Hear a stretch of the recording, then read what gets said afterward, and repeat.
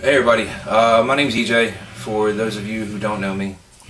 Today I'm going to be making a video about bending steel, transitioning from sweep to crush, the different trouble zones or sticking points on the crush.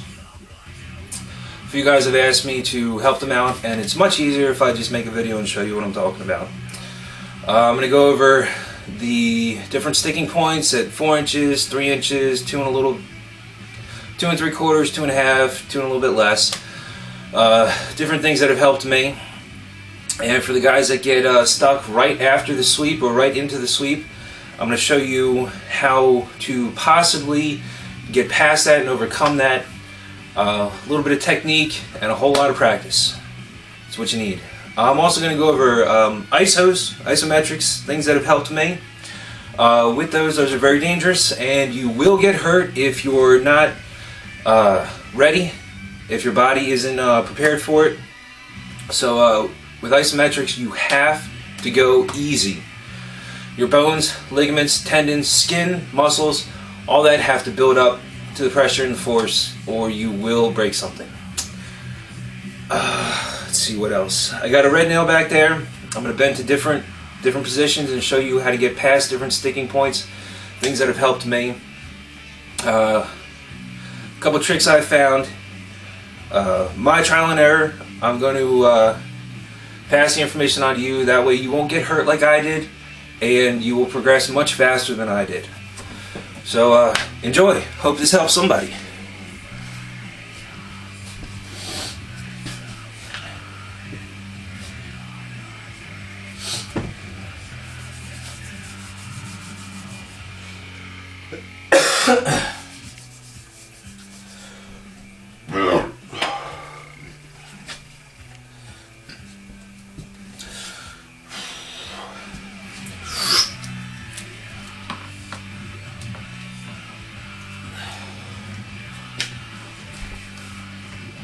Okay. Alright, this is about 5 inches, 5 1/2 inches between the edges, or between the ends. This is actually off center for me. This is like the 3rd or 4th or 5th video I've made, and I don't even know how many reds I've bent today. So, okay. You kinked it. This is a kink. There's a little bit past the kink. We're looking into the sweep. You're getting into the sweep. So, say you got a bunch of bars like this. All you can do is kink it. You're really not great at sweeping. This is where your weak part is. Or this is where you get held up. This is where it sticks. So, like anything else, you're going to need to practice. But there is a different technique you can use. So, see a lot of videos with guys. This is if you're stuck, not if you can blow through the piece of steel. When you get stuck, this is what I have done in the past, and it's helped me big time. See a lot of guys hold the bar like this. They put the arc under their chin, above their Adam's apple, pin their chin. This is perfect. This is perfect if you don't get stuck here. If you get stuck here, this is not a perfect position for you. What you want to do is stick to the same, put the arc above the Adam's apple, pin your chin. But what you're going to do is you're going to rotate your arms and your hands up. That way your nails, your fingernails, are horizontal to the ground. So rotate up. Take a deep breath in. Oh, one more thing. A lot of guys problems with hand placement. So you can see here the end of the bar is here and here. You want to put that right here. See the crease? Right here in the middle of your hand. Not up where it's soft, down here where it's meaty. Both hands. Position it there. You will run into a lot less injury that way. So, bars in the right spot, bars in the right spot. Hands are turned. When you do this, when you turn this, you can activate your lats and your traps, and you can add a little bit more strength to the bar. So, tuck your chin, hands up, deep breath in, hold it, exert your power, and it moves. Now, what a lot of people do, and I've seen this, is they do a bunch of little teeny tiny hits. They expect it to move every time they put a little bit of pressure on it. They shock the bar. The longer you hold your hit, the more it's going to move. Hold your hit. Control your strength. If you don't feel it moving, add a little more. Add a little more, add a little more until it starts to move. Then don't add any more, stay there and let it move. Don't wrench into it. At least for me, I can't wrench into a bar, I have to stay calm. And if I put all my strength into it, that's when I'm gonna pull something or I'm gonna get hurt. I don't know if you guys are like that, but I control the strength going into the bar. I don't want to put any more into it than I have to because I might need it for later. Okay, so it moved a little bit. We're gonna do it again, and we're gonna go to the next sticking point. Next sticking point. Okay, it's about 90 degrees, 3.5. So, not quite close enough where you can lace your fingers together,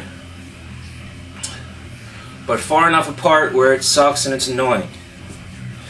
So, this is what's helped me. You can try the turning up, and when you turn up, stand straight, engage your traps and your lats, and squeeze. Or you can do that with a slight variation.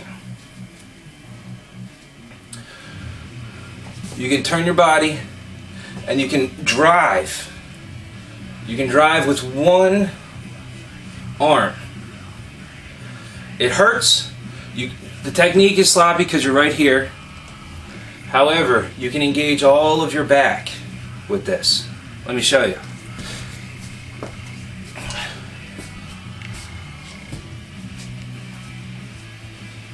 Alright, so you're stuck.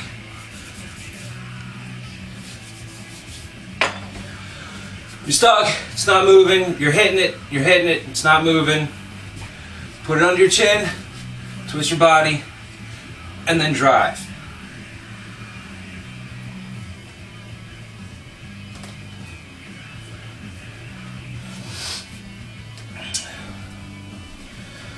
Alright, when you do that, you want to get as close under your chin as you possibly can. Again, you want to pin it. But when you twist your body and you move, things aren't going to be in place. And that's okay. Go with it, embrace it, and work around it. Hey, again, over here, under the chin, one elbow down, one elbow up, and drive. Now, lean forward, do whatever you need to do, but drive one arm down and leave the other one stationary as best you can. Do not crush with both arms. And then don't push up and drive down. Pin one arm and drive.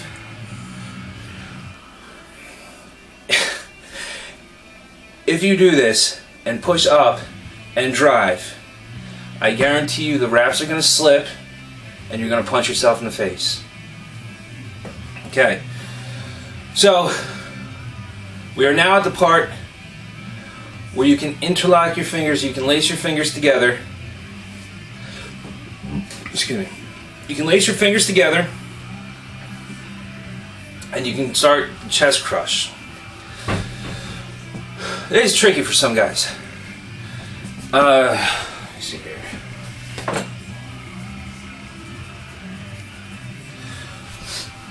When you do this, make sure you chalk in between your fingers like this. This is huge, okay? Because when you hold the bar like this, what you're doing is you're pulling your fingers apart here. You're pulling your fingers apart, and as you do that, you're pushing your wrists in. So you're pulling and you're pushing at the same time. It's this. Now when you chalk the insides of your fingers, they're not going to pull apart. So all you're doing is getting that extra little bit of force into the bar. Okay. See the little ledge on top of the wraps? Here, let me back up. Let me show you.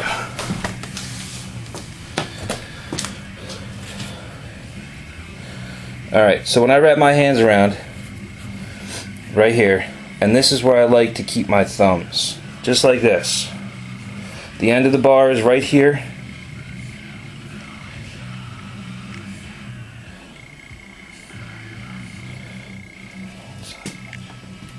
Okay, like this. Squeeze and pull apart.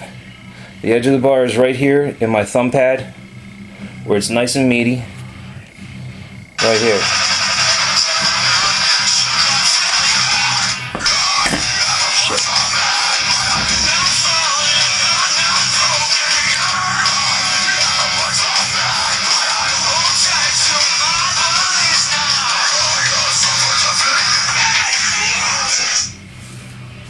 Hello.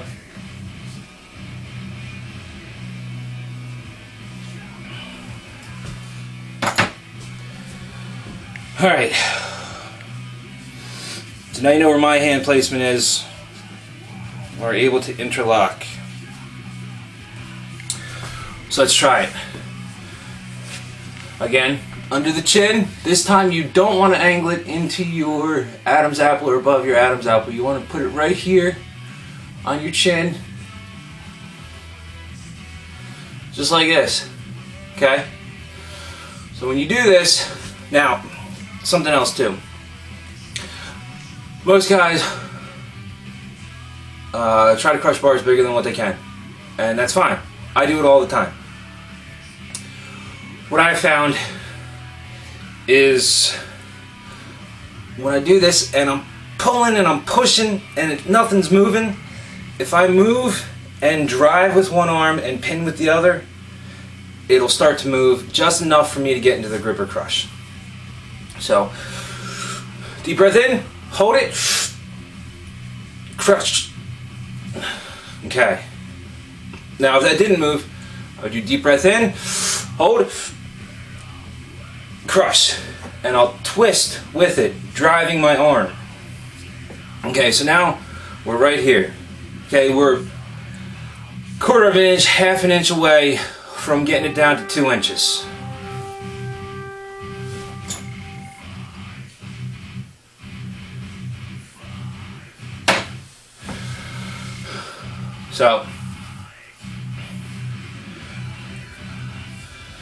So now I can get it in position for the grip or crush. The pinky doesn't do anything. It just sits there, okay? Your ring finger and the edge of the bar. That's where all your pressure is. Right here, just like this. Just like this, okay? It's painful. It hurts, but you get used to it. Your body will adapt. My fingernail has fallen off a couple times because of this. Okay. Just like you hold a gripper. It's like this. Palm. Again. The meaty part. On your ring fingernail. Wrap around. Bring up. Hold as close as possible. Put your chin down. Breathe in. Hold it. And crush.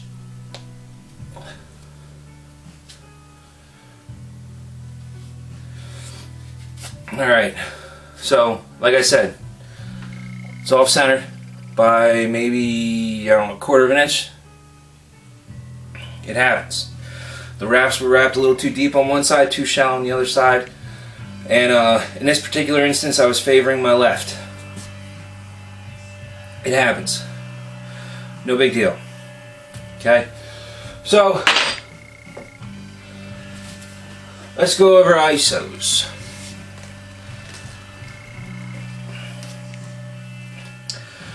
Isometrics are used to build strength,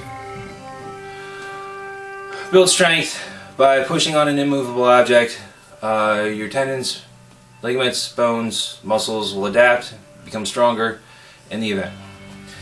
So I have a few KOABs here from,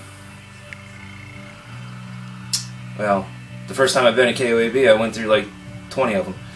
So they're all bent to different angles, and this one's not really my favorite anymore.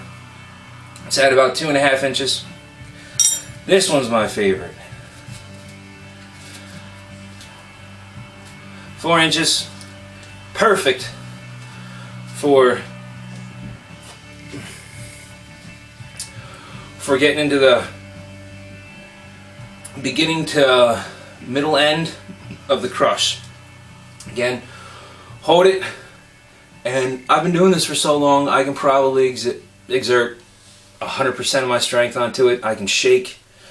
There's been times when I've actually moved it. I mean, you know, 1/16 of an inch, 32nd of an inch from doing ISOs. But for a novice or somebody just starting out in ISOs because they're interested in it, I would recommend 50% strength for 3 to 5 seconds, a couple sets of that every other day, every 3 days. Anything more than that, you're going to start feeling pain in your wrist, right here. A bunch of little bones in here. You may bruise them, you may fracture them. You're going to feel pain in some tendons in here.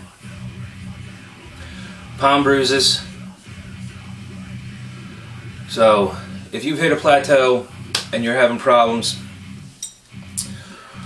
crushing different things down, and volume work isn't for you because either A, it's too expensive, B, you don't have the time, C, you're looking for fast results,